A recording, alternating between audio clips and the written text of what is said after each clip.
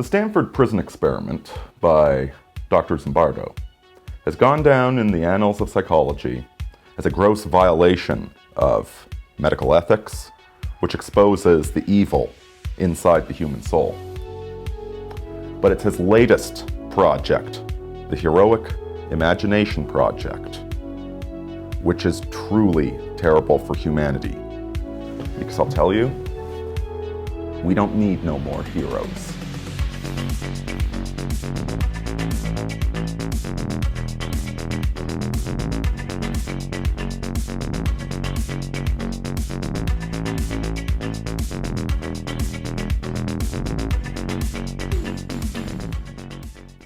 The Stanford Prison Experiment. Nobody seems to understand what this thing was. Because, with all due respect to Dr. Zimbardo, the experimental method was way off.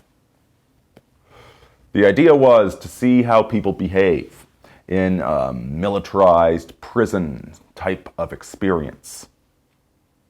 And 1 week into it, his wife saw what was happening and said, "You need to stop this experiment right now. You are brutalizing people." Because it turned into the most abusive, egregious, cartoonish prison experience you could imagine. And quite frankly, this is no surprise. You see, when they put the ad out to get people into this experiment, they advertised it as a study of prison psychology. So immediately you are going to be selecting for a certain type of individual. Second, Dr. Zimbardo put himself as the chief of this prison. So he was studying it, but also involved in it. And finally, you must come to the conclusion that this was not a study in the behavior of prison guards and prisoners, any more than a Dungeons & Dragons game is a study in medieval culture. It was a study in how college students think prisons behave.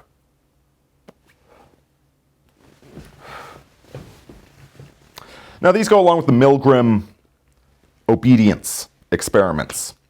If a man in a lab coat tells you to push a button while somebody on the other side of the screen is screaming in pain, will you push the button? Well, turns out the only people that won't push the button are those that are very high in testosterone and high in disagreeableness. So, almost entirely men. Women will cry and beg not to push the button, but it's mostly men, with a few exceptional women, that won't push the button. Very, very few people are willing to stand up to authority. And so modern psychology looks back at the Nazis, the mythology of the Red Skull, and say, how do we stop this from happening again? And they've come to exactly the wrong conclusion. You see, the conclusion they've come to is that we need more whistleblowers. We need to empower the people. And to a certain extent, they're not wrong on this.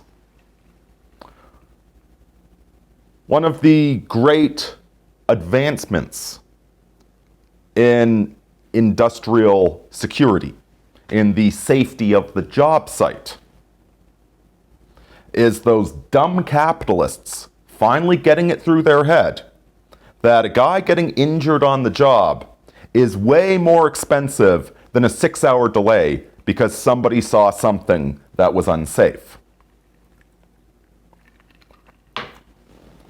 And so on construction sites, anybody can call out a dangerous situation. And even if you get 99 false positives, that one true positive that you would have missed saves you millions of dollars. So in a certain sense, it's true.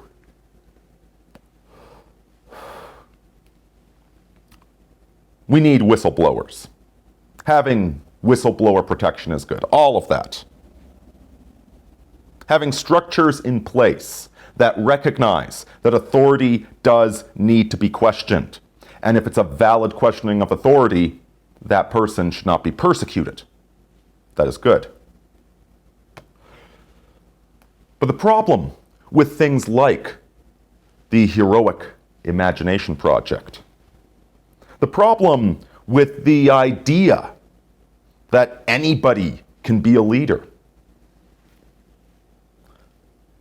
the problem with this is it waters down what heroism and leadership actually are. And if you go look at the sort of kids hanging out at the Starbucks, when you tell everybody that they're a special little snowflake and they shouldn't follow orders and they should think for themselves, they wind up thinking exactly how the corporations tell them to think.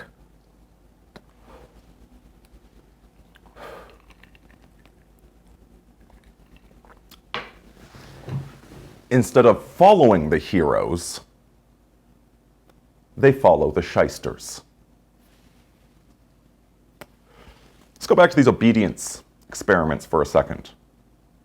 That the only people that will truly rebel in the obedience experiment tend to be men with the occasional woman.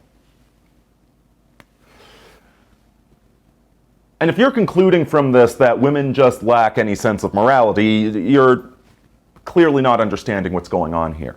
You're not understanding the differences between the sexes, that there isn't some ideal form of human. There's a spectrum. And we only need heroes once in a blue moon.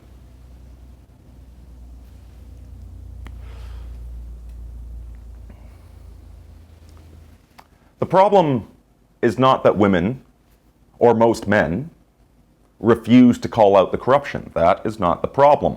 That is normal humanity.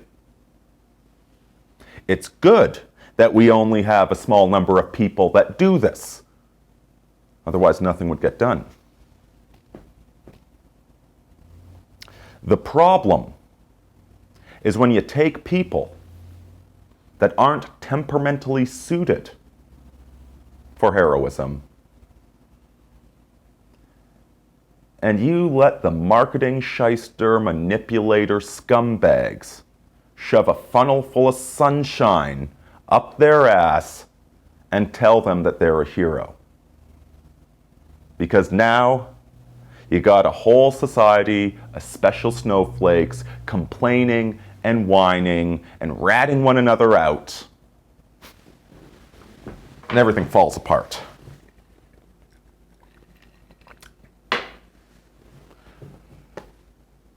No, we don't need more heroes. We've got more than enough already. We're full up on crazy in this society. What we need is more people who know how to do their damn job. Carpe futurum, tene traditum. Irini out.